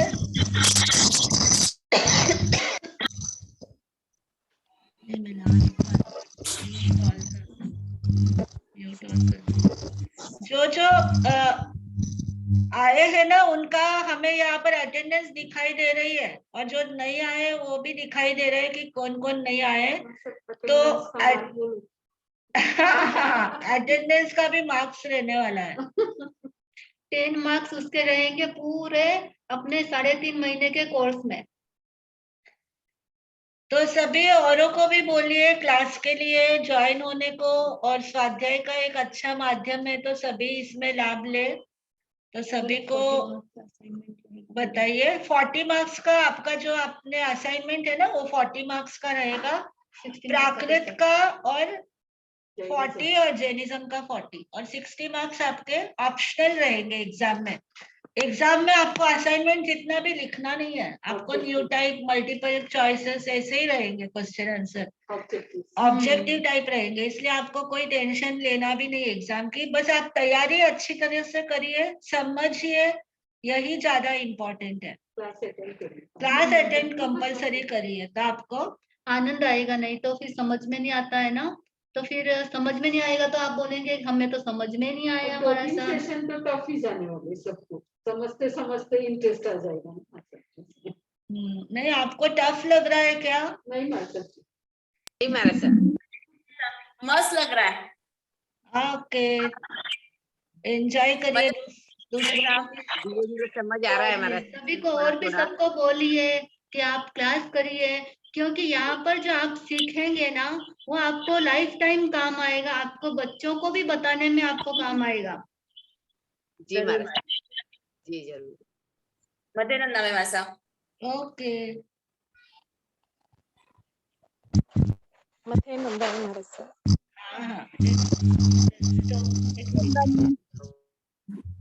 मथे नंदा में महाराज। हाँ, ಸುಕ್ಸಾತ ಮತ್ತೇನೊಂದಾಮಿ मते